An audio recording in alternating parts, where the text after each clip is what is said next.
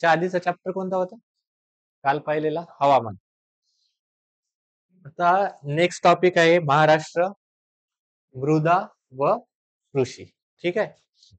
आता पहिल्यांदा काही स्पेसिफिक पॉइंट जे की मागच्या वर्षी आलेले प्रश्न आहेत त्याच्यावरून मृदेविषयी पहिलं माहिती करून घ्यायचे. त्यानंतर महाराष्ट्रात कोणत्या प्रकारच्या मृदा आढळतात आणि त्यानंतर मग महाराष्ट्रातली कृषी चालू होईल. कोणकोणते महाराष्ट्रातले पिकाचे हंगाम आहेत, त्यानंतर कोणकोणत्या प्रजाती आहेत, कुठं कुठं कोणत्या कोणत्या पिकांना भौगोलिक मानांकन म्हणजे जीआय टॅग वगैरे भेटलेला आहे. तर पहिल्यांदा मृदा म्हणजे सॉइल विषयी आपल्याला माहिती करून घ्यायची, मातीविषयी.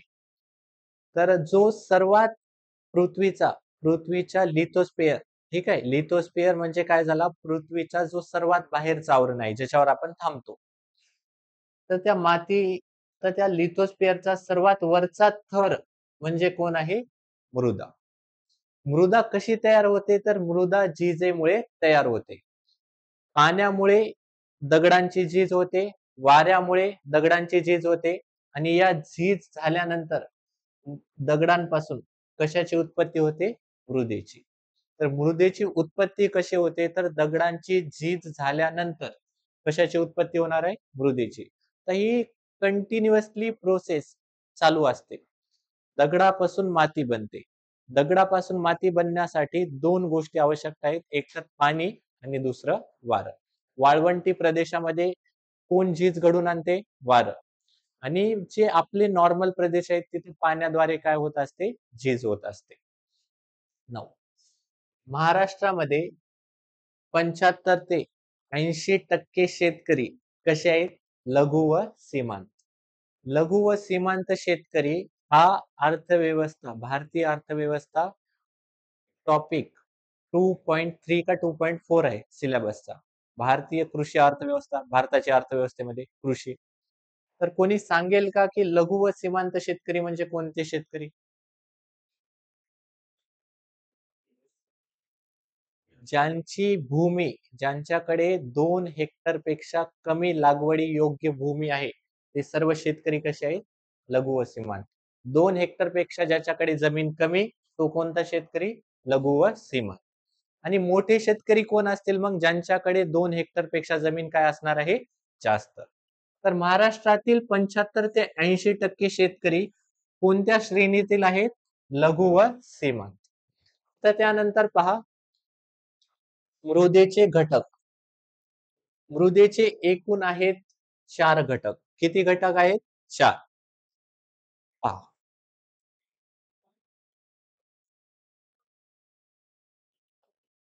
मृदेमध्ये खनिजे असतात एकूण 45%. किती टक्के असतात?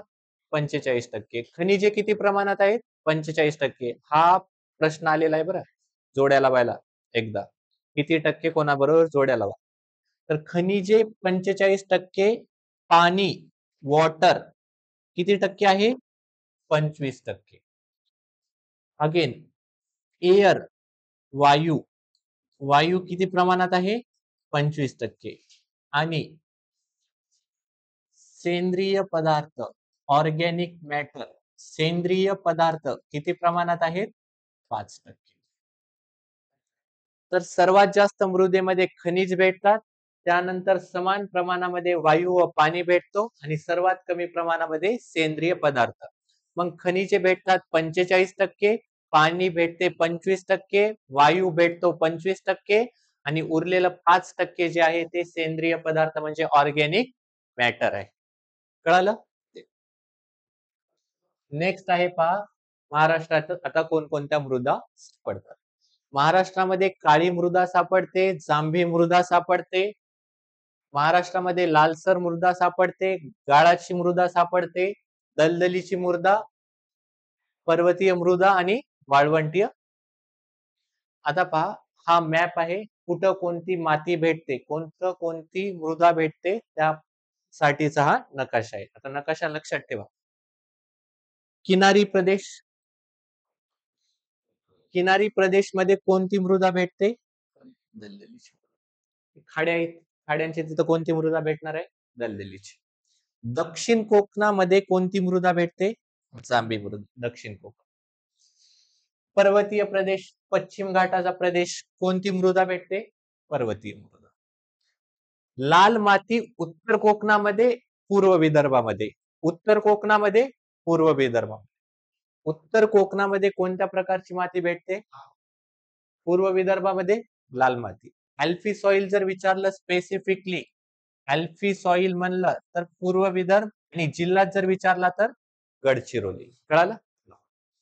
काळी माती पठारी प्रदेशावर भेटते. पश्चिम पठार, पूर्व पठार, कोण भेटणार आहे? काळी माती. आता एवढा जो तुम्हाला ब्लॅक ब्लॅक हा डॉटचा प्रदेश दिसत आहे, सगळा कशाचा आहे? काळी मातीचा. कळालं? दक्षिण कोकणात कोणती आहे? जांभी मृदा. लाल माती कुठे कुठे? उत्तर कोकण, पूर्व विदर्भ.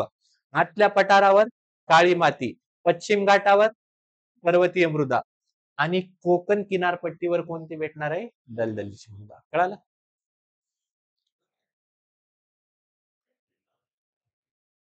आता ती जी गाळाची मृदा आहे ती नदी पात्राच्या थोडं आजूबाजूला गाळाची मृदा भेटेल कोकणामध्ये आणि आपल्या इकडच्या नदींच्या आजूबाजूला, पण सगळीकडे भेटणार आहे का?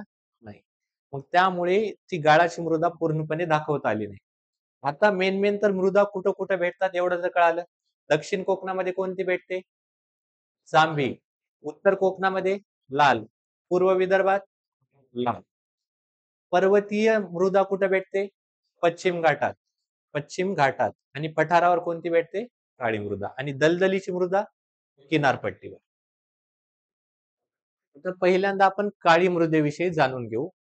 काळी मृदेमध्ये कोण कोण जास्त असते? Calcium oxide, potassium, magnesium, aluminium. जोपर्यंत मॅग्नेशियम जास्त असणार नाही तोपर्यंत मृदेचा कलर काळा दिसणार नाही. मॅग्नेशियम, बसाल्ट जे असते ना, बसाल्ट MgCO3 पासून बनते. कशापासून बनते? MgCO3. पठाराचं झीज झाली, विघटन होऊन होऊन काळी माती तयार झाली. पठार कशापासून बनला होता? लावापासून. लावा काय असतो? बसाल्ट. बसाल्ट मध्ये कोण असते? मॅग्नेशियम. मग काळ्या मृदेमध्ये सुद्धा कोण भेटणार आहे? मॅग्नेशियम. तर पहा, टिटॅनी फेरस ऑक्साईड, मॅग्नेशियम कार्बोनेट यामुळे माती कशी भेटणार आहे? काळी. मग आपली जी पठारावर भेटणारी काळी मृदा आहे त्यामध्ये calcium oxide, potassium, magnesium, aluminium जास्त आहे. कमी कोण आहे? तर नायट्रोजन.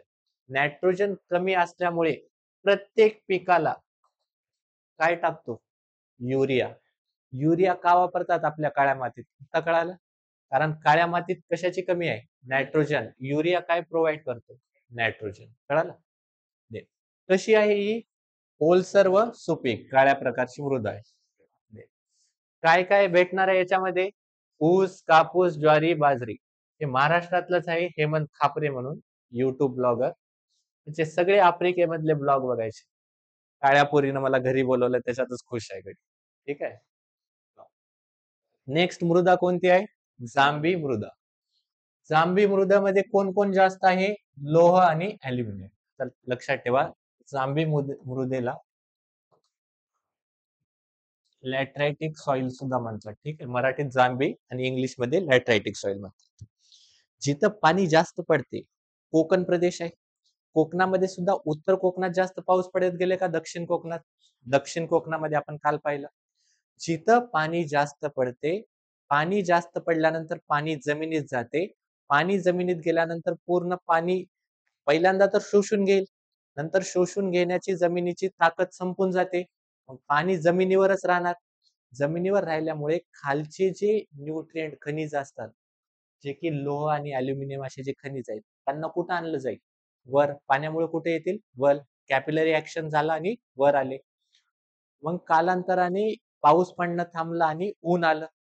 ऊन आल्यानंतर ते जे अल्युमिनियम आणि आयरन, लोह आणि अल्युमिनियम जे वर आले ना, ते तसंच राहते. त्याच्यामुळे कशा प्रकारची मृदा तयार झालेली आहे? लॅटराइटिक. आणि जिथं लक्षात ठेवा, जांभी मृदा अशाच प्रदेशामध्ये भेटल जिथं पावसाचं प्रमाण काय असणार आहे? जास्त. निचरा झाला, पाण्यामुळे काय झाले? हे सगळे खनिज वर आले. त्यामुळे ही सुपीक आहे का? तेवढी नाही. काळ्या मृदेपेक्षा जांभी मृदा सुपीक आहे, हे वाक्य बरोबर आहे का चूक? चूक. कुठं सापडते आपण मॅप मध्ये आताच पाहिलं, आपल्याला मॅप लक्षात आहे. दक्षिण कोकणामध्ये जांभी, उत्तर कोकणामध्ये लालसर, पूर्व विदर्भामध्ये लालसर, पठारावर काळी, पश्चिम घाटावर पर्वतीय, किनारपट्टीवर दलदलीची. सेंद्रिय पदार्थ काय असणार आहे? कमी. का कमी असणार आहेत? पाण्यामुळे हे वाहून गेले. कोणकोणते पिकं या मृदेमध्ये येतात? आता कोकण आहे, नॉर्मली काजू, आंबा, नारळ, फणस. मराठवाड्यात हे दिसतात का? नाही. मग जांभी मृदेमध्ये काजू, आंबा, नारळ, फणस, ज्वारी, बाजरी, गहू हे सगळे कुठे भेटणार आहे?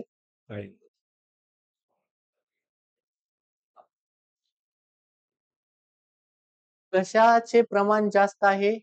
लोहाचे. म्हणजे आयरनचं प्रमाण या मातीमध्ये काय असणार आहे? जास्त. तर लक्ष द्या. आयरनचं प्रमाण जास्त आहे. लोह दिसतो कसा? लाल. मग लालसर मृदेचा कलर कसा आहे? लाल. लालसर मृदेचा कलर रंग लाल का आहे? कारण त्याच्यामध्ये कोणत्या खनिजाचं प्रमाण जास्त आहे? लोह. कोणत्या खनिजाचं प्रमाण कमी आहे? पोटॅशियम, फॉस्फरस आणि सेंद्रिय पदार्थ. ऑर्गॅनिक मॅटर, पोटॅशियम, फॉस्फरस यांची कमी कोणत्या मृदेमध्ये आहे? लालसर मृदेमध्ये. आता ही कुठं कुठं भेटते? उत्तर कोकण, भंडारा, गोंदिया, चंद्रपूर, पूर्व विदर्भाकडे. 9. कोणकोणते पिके लावले जातात? भात, नाचणी, वरी. ठीक आहे, ज्वारीचाच प्रकार आहे एक वरी. भात, नाचणी, वरी लालसर मृदेमध्ये. लालसर मृदेमध्ये आहे जास्त प्रमाणात लोह, कमी प्रमाणात फॉस्फरस, सेंद्रिय पदार्थ आणि पोटॅशियम. कुठे सापडते? मॅप पाठवायचं. उत्तर कोकण, पूर्व विदर्भ. पूर्व विदर्भातले जिल्हे आहेत बघा. भंडारा, गोंदिया, चंद्रपूर. गाळाची मृदा. आता गाळाची मृदा लक्षात ठेवा. गाळाची मृदा भारतामध्ये सर्वात जास्त कुठं सापडते? उत्तर भारतात विचारलं रे. भारतामध्ये सर्वाधिक गाळाची मृदा सापडते उत्तर मैदानी प्रदेशात. का सापडते? कारण गंगा आणि यमुना तिच्या ज्या उपनद्या आहेत त्या सगळ्या कुठं नेतात? हिमालयातून. हिमालयातून गाळ आणतात आणि तो गाळ साचवतात कुठे? उत्तर मैदानी प्रदेशात. हा गाळ साचल्यामुळेच उत्तर मैदानी प्रदेश तयार झालेत. हे उत्तर मैदानी प्रदेश गाळाच्या मृदेमुळे काय झालेले? तयार झाले आहेत. सर्वात जास्त गाळाची मृदा सापडेल कुठं? उत्तर मैदानी प्रदेश, युपी, बिहार हा भाग. रंग कसा असतो? फिकट पिवळसर. ब्लॅक कलरची दिसणार नाही, लाईट ब्राऊन येलो कलरची दिसेल. ठीक आहे. आता हिच्यामध्ये लक्षात ठेवा, सेंद्रिय घटक कोणत्या मातीमध्ये सर्वात जास्त आहेत? गाळाची मृदा. नद्यांनी वाहून आल्यामुळेला गाळ तोच तयार काय करत असतो? गाळाची मृदा. पोटॅश सर्वात जास्त कमी. पोटॅश काय आहे? कमी. कुठे सापडते? कोकणामध्ये आणि गोदावरी नदीच्या आसपास काय भेटणार आहे? गाळाची मृदा. जिथं नदी असेल तिथं मृदा कोणती असेल? गाळाची. कोणकोणते पदार्थ? भात, नाचणी, नारळ. ठीक आहे, आता लक्ष द्या. गाळाची मृदा आहे. नदीचं पात्र पाहिलंय कधी? या प्रकारचं पात्र असते. जेव्हा पूर येतो ना, तो काय करतो? तर इथं गाळाची मृदा साचवत जातो. हे नदीचं पात्र झालं. इथून नदी वाहणार आहे. नदीमध्ये जेव्हा जेव्हा पूर येईल तेव्हा तो गाळ येऊन कुठं पडणार आहे? नदीच्या किनाऱ्यावर. इकडं साईडला जे बाजूला गाळाची मृदा काय होत जाते? साचत जाते. आता जर शेत बघले युपी बिहारचे तुम्हाला फिकट पिवळसर मृदेचे दिसतील. का दिसतील? कारण गंगा नदी गाळ वाहून आणते आणि बाजूला टाकत जाते. कालांतराने इथला गाळ उडून वाऱ्यामुळे पाण्यामुळे कुठे येतो? इथं कंटिन्युअसली हा इकडे येत जातो आणि नवीन नवीन गाळ इथं काय होत जातो? साचत जातो. कळालं? कोकणामध्ये आणि नदीच्या आजूबाजूला कोणती मृदा सापडते? गाळाची. हे काही कामाच्या नाहीत, थोडंफार आहे. ठीक आहे, लक्षात ठेवायचं. दलदलीची मृदामध्ये कशाचं प्रमाण जास्त आहे? क्षाराचं. का क्षाराचं प्रमाण जास्त असेल? कारण समुद्राचं पाणी आत आलं. पाणी जास्त आत आल्यामुळे बाष्पीभवन सुद्धा किनारी प्रदेशात जास्त आहे. म्हणून दलदलीच्या मृदेमध्ये कोण असेल जास्त? क्षार. कुठे आढळ? पश्चिम किनारपट्टी म्हणजे कोकण किनारपट्टी आजची. पर्वतीय मृदा. पर्वतावरची जी मृदा असते, आता पहा, डोंगराळ प्रदेशामध्ये गेल्यानंतर ती मृदा तुम्हाला त्याच्यातले पार्टिकल छोटे नाही दिसणार, मोठे मोठे पार्टिकल दिसतात या प्रकारची. ही जी मृदा असते ती कोणती असते? पर्वतीय. महाराष्ट्रात सापडते ती कुठं? पश्चिम घाटावर किंवा सह्याद्री. हिच्यामध्ये कोणते प्रमाण जास्त आहे? सेंद्रिय घटक, ऑर्गॅनिक मॅटर. कारण पहा, इथे सर्वात जास्त बायोडायव्हर्सिटी, जैवविविधता पश्चिम घाटावर भेटते. सर्वात जास्त नॅशनल पार्क वगैरे तिथं भेटतात. प्राण्यांची संख्या जास्त आहे. प्राणी मेल्यानंतर ते ऑर्गॅनिक मॅटर मातीमध्ये जाते. त्यामुळे सेंद्रिय घटक सुद्धा कोणत्या मृदेमध्ये जास्त आहे? पर्वतीय मृदा. शेवटची मृदा आहे वाळवंटीय मृदा. ही महाराष्ट्रात सापडत नाही. सापडलीच तर बार्शी, सोलापूर या ठिकाणी थोड्याफार प्रमाणात सापडते. प्रामुख्याने सापडते का? नाही. तर किती मृदा झाल्या आपल्या? पहा, पहिली मृदा होती उत्तर कोकणात सापडणारी लालसर मृदा. अगेन कोणती? दक्षिण कोकणातली जांभी मृदा. त्यानंतरची एक काळी मृदा, अगेन पर्वतीय मृदा. लालसर लालसर झाली, लालसर तांबडी झाली. दलदलीची अगेन पर्वतीय आणि वाळवंटी, आणि एक उरलेली गाळाची मृदा. कोणामध्ये कोणतं प्रमाण जास्त आहे कळालं? लोह प्रमाण कोणामध्ये जास्त असेल? लालसर मृदेमध्ये. लोह आणि अल्युमिनियमचं प्रमाण जांभी मृदेमध्ये जास्त असेल. अगेन मॅग्नेशियम, अगेन मोनॉक्साईड वगैरे याचं प्रमाण काळ्या मृदेमध्ये. काळ्या मृदेमध्ये कमी कोण आहे? नायट्रोजन. नायट्रोजन कमी असल्यामुळे कोणतं खत वापरतो? युरिया. मॅप लक्षात आला? उत्तर कोकणामध्ये कोणती माती सापडते? लाल माती. दक्षिण कोकणामध्ये जांभी मृदा, किनारपट्टीवर दलदलीची, पश्चिम घाटावर पर्वतीय, पूर्व विदर्भात अल्फी सॉइल. हा जर वर्ड आला तर गडचिरोली सोबत किंवा पूर्व विदर्भासोबत लिंक करायचं. अल्फी सॉइल कशासोबत येईल? गडचिरोली. नेक्स्ट आहे महाराष्ट्राचा कृषी हंगाम. महाराष्ट्रात 3 कृषी हंगाम आहेत.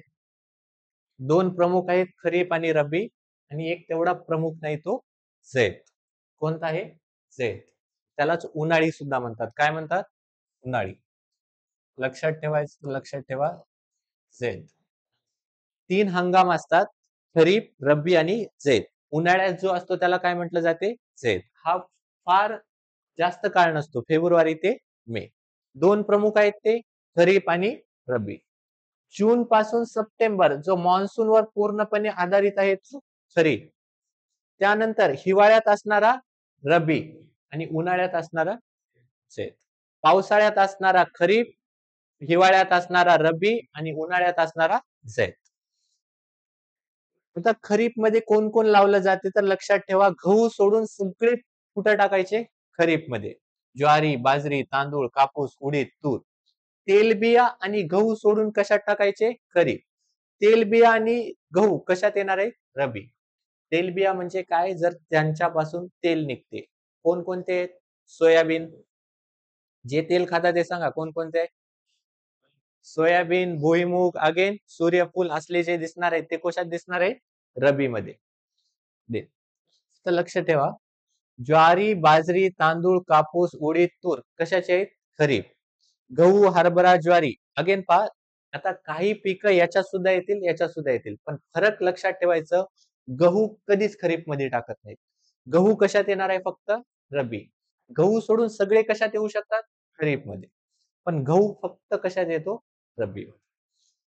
आता याच्यामध्ये पावसाळा आहे म्हणजे पावसाचं प्रमाण जास्त असेल का कमी?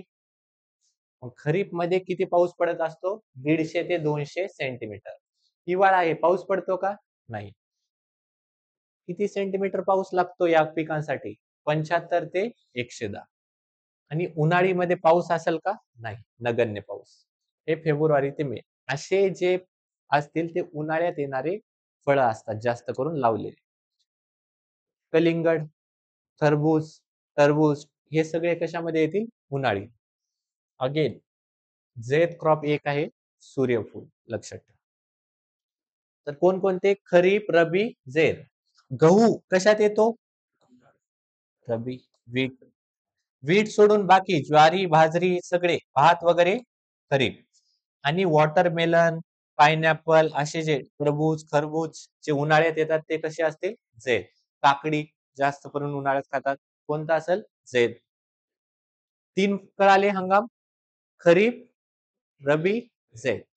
जून ते सप्टेंबर खरीप. सप्टेंबरच्या पुढचा महिना ऑक्टोबर ते फेब्रुवारी रबी. फेब्रुवारी पासून मे पर्यंत झैद. तर जून पासून सुरू करायचं. जून पासून सप्टेंबर कोण चालल?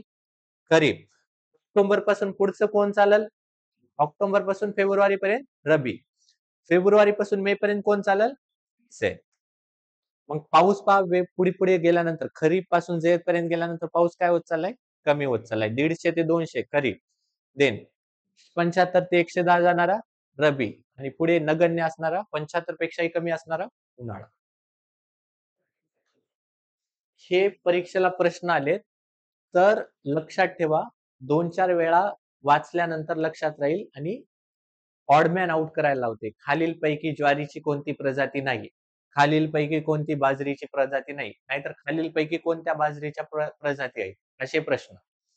तर ज्वारीचे आहे. ज्वारीच्या महाराष्ट्रात कोणकोणत्या प्रजाती आहेत? तर फुले, चित्रा, सुचित्रा आणि माऊली. कोणत्या 3 आहेत? फुले, चित्रा, सुचित्रा आणि माऊली. साईबाबा लक्षात ठेवायचं कशासाठी? बाजरीसाठी. श्रद्धा, शबुरी, शांती. भात मध्ये कोणकोणत्या प्रजाती आहेत? सह्याद्री, रत्नागिरी, कर्जत, रत्ना. ठीक आहे. गव्हामध्ये सोनालिका, कल्याण सोना, गोदावरी, कादवा. सोनालिका, कल्याण सोना, गोदावरी, कादवा गहू. हरभऱ्याच्या विजय, विश्वास, विशाल, विराट. हरभऱ्याला लक्षात ठेवायचं सगळ्यांच्या पुढे कोण येत आहे? व. श्रद्धा, शबुरी, शांती, साईबाबा, बाजरी. ज्वारीमध्ये फुले, चित्रा, सुचित्रा, माऊली. तर हे सगळे बघा पश्चिमकडचे प्रदेश दिसतील. सह्याद्री, रत्नागिरी, रत्ना म्हणून तिकडं जास्त भाग कोकणाकडचे. सोनालिका, कल्याण सोना, गोदावरी, कादवा कुठं? गहू. एकच सोयाबीनची व्हरायटी आहे फुले कल्याणी. कोणती आहे? फुले कल्याणी. कापसाच्या 2 आहेत, 3 आहेत. फुले तरंग, रखुमाई आणि यमुना. कापसाच्या लक्षात ठेवा. फुले तरंग, यमुनाई, रखुमाई. यमुना, रुक्माई आणि फुले तरंग. कळालं? 3 कोणते आहेत? फुले तरंग, यमुना आणि रखुमाई. कशाच्या आहेत? कापसाच्या. आणि नेक्स्ट आहे ऊस. फुले 265, महालक्ष्मी. महालक्ष्मी ही ऊसाची प्रजाती कोल्हापूरमध्ये काय बनवण्यासाठी वापरली जाते? गूळ. आणि Coimbatore 86032 international sugarcane research institute, आंतरराष्ट्रीय ऊस संशोधन केंद्र कोइंबतूर इथे आहे. तिथल्या संशोधन केंद्राने कोणती प्रजाती शोधून काढली? कोइंबतूर 86032. पहा तेच आहेत. हे तरंग कापसाची एक आहे. ठीक आहे प्रजाती. अगेन टाकलेले आहेत बघा. धनलक्ष्मी अगेन कापसाची एक प्रजाती आहे. कळालं? पाठ डबल करायचं. मग सांगा ज्वारीच्या प्रजाती कोणत्या आहेत? फुले, चित्रा, सुचित्रा, माऊली. बाजरीच्या श्रद्धा, शबुरी, शांती. भात सह्याद्री, रत्नागिरी, कर्जत, रत्ना. गहू सोनालिका, कल्याण सोना, गोदावरी. हरभरा विजय, विश्वास, विशाल, विराट. सगळ्यांच्या पुढे व.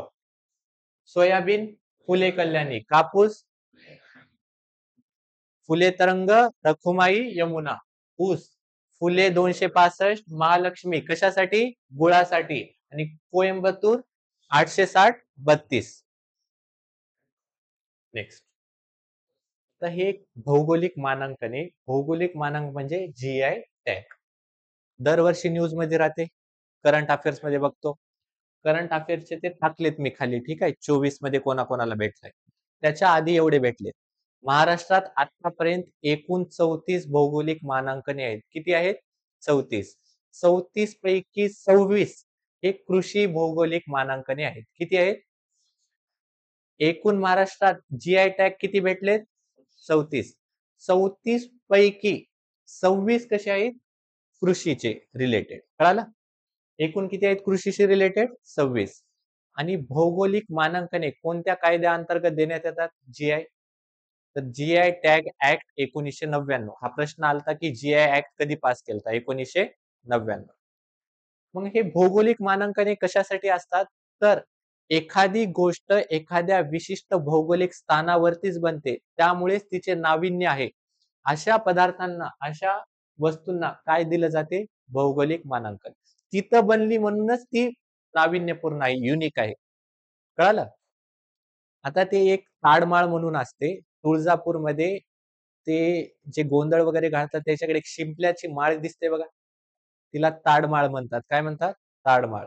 ती तुळजापूरची जी ताडमाळ आहे तिला सुद्धा भौगोलिक मानांकन दिलंय. का दिलंय? कारण ती कुठं बनते? तुळजापूरमध्ये.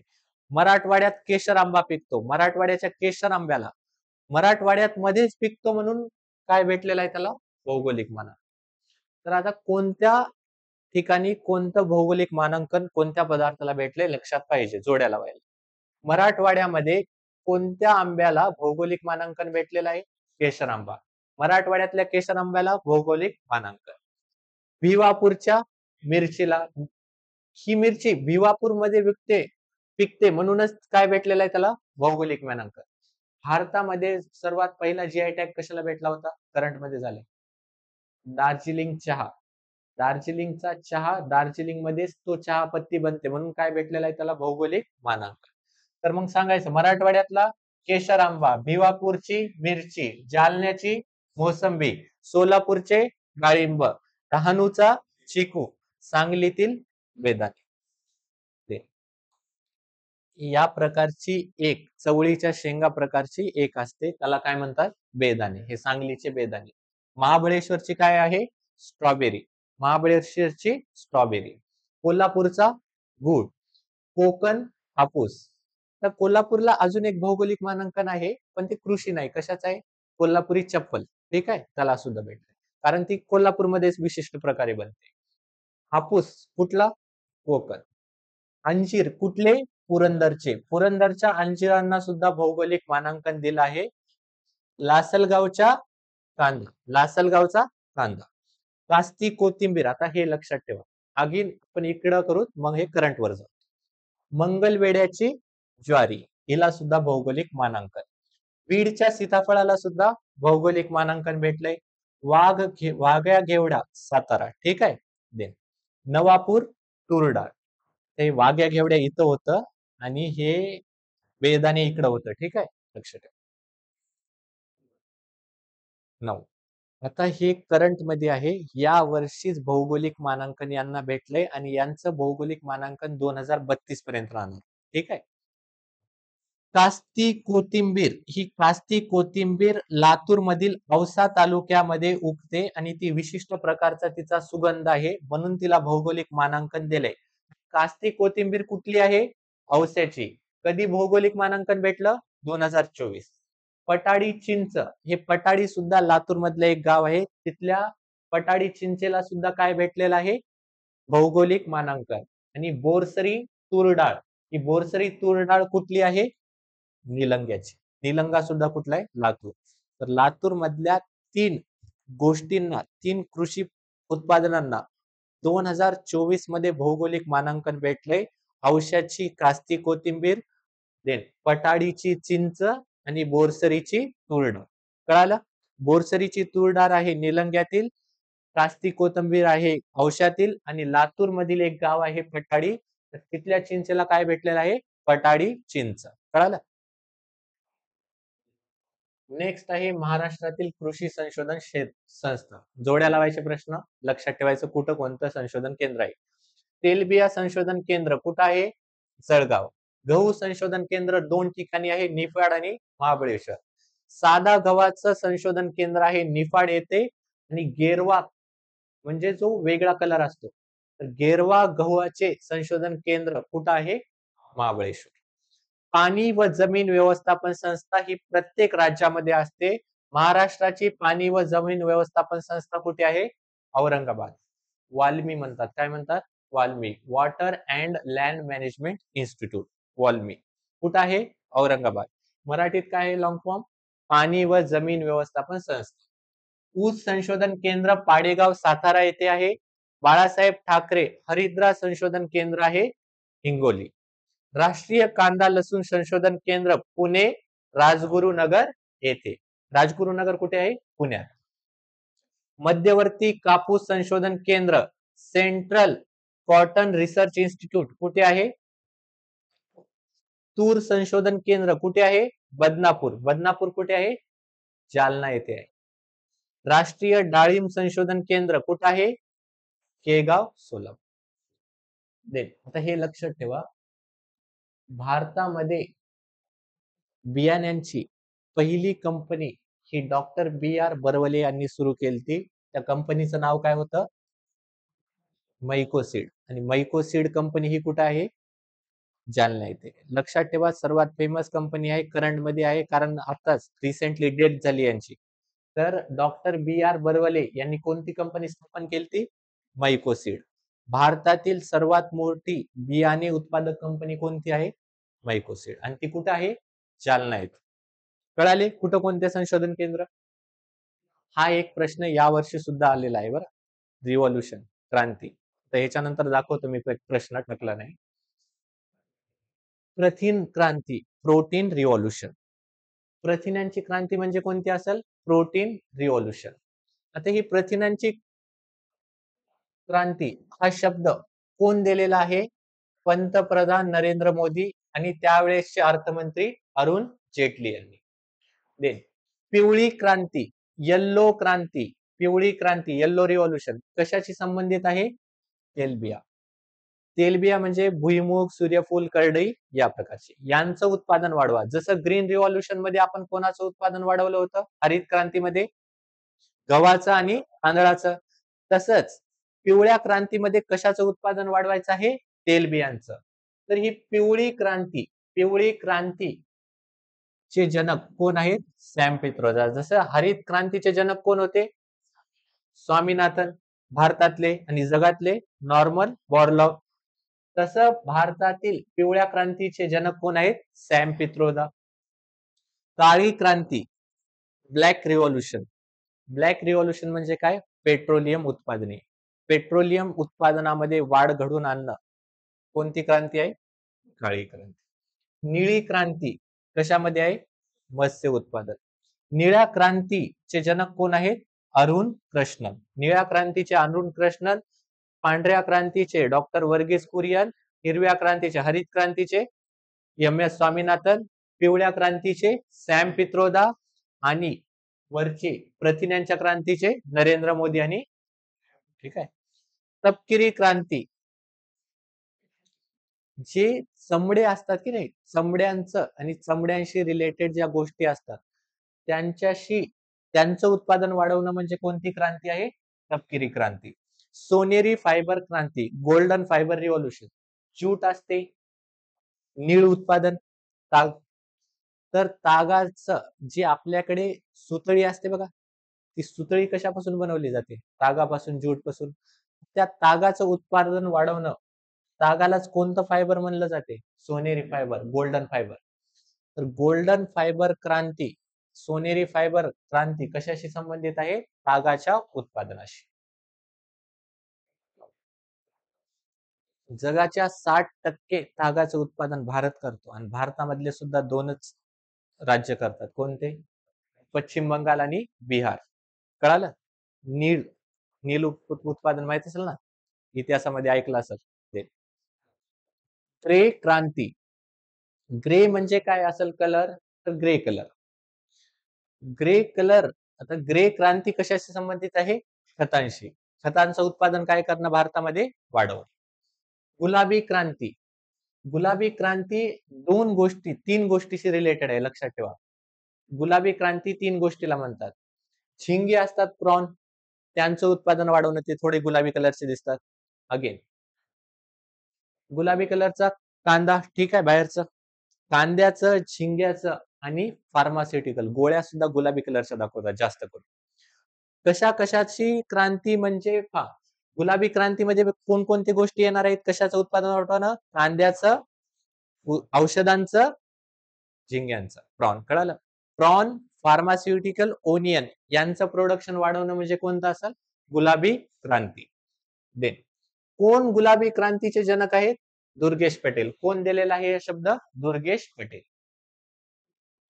एव्हरग्रीन रिव्हॉल्युशन कोण दिले टर्म माहित असेल? सदा हरित क्रांती. आता सदा हरित क्रांती म्हणजे हा टर्म कोण दिलेला आहे? तर हा टर्म दिलेला आहे स्वामीनाथन यांनी. लक्षात ठेवा, हरित क्रांती हा शब्द स्वामीनाथन यांनी दिला नाही, आधीच होता नॉर्मन बॉरलॉगच्या वेळेस. हरित क्रांती हा शब्द आधीच होता. सदा हरित क्रांती हा शब्द कोण दिलेला आहे? M S Swaminathan. Evergreen revolution. एकूण शेतीचे उत्पादन वाढवणे. हरित क्रांतीमध्ये गहू आणि काय होतं, तांदूळ. तर सगळ्यांचेच उत्पादन एकत्रित वाढवा म्हणजे कोणती क्रांती असेल, सदा हरित. नेक्स्ट क्रांती आहे सिल्वर रिव्होल्युशन किंवा रौप्य क्रांती. अंड्याचा कलर आणि सिल्वरचा कलर जवळपास सारखा असतो म्हणून अंड्याचा उत्पादन वाढवणे म्हणजे कोणती क्रांती आहे, सिल्वर. आणि लक्षात ठेवा, सिल्वर रिव्होल्युशन रौप्य क्रांती हा शब्द दिलेला कोण आहे, इंदिरा गांधी. इंदिरा गांधीनं रौप्य क्रांतीविषयी बोललेलं आहे आणि रौप्य क्रांती म्हणजे कशाचं उत्पादन वाढवणं, अंड्यांचं उत्पादन वाढवणं. Silver fibre, gold fibre jute, silver fibre cotton. कळालं. कापूस कशाशी आहे, silver fibre. Golden fibre jute. काग म्हणजे सोनेरी फायबर आणि सिल्वर चांदी सारखे फायबर जे असतील ते कशाशी असेल, क्रांती cotton. Silver fibre revolution cotton, golden fibre revolution काग. लाल क्रांती, मांस कसा असते, कट केल्यानंतर कशाचे मांस कसा असते, लाल. तर मांस उत्पादन किंवा टमाट्याचं उत्पादन वाढवणं म्हणजे कोणती क्रांती आहे, लाल क्रांती.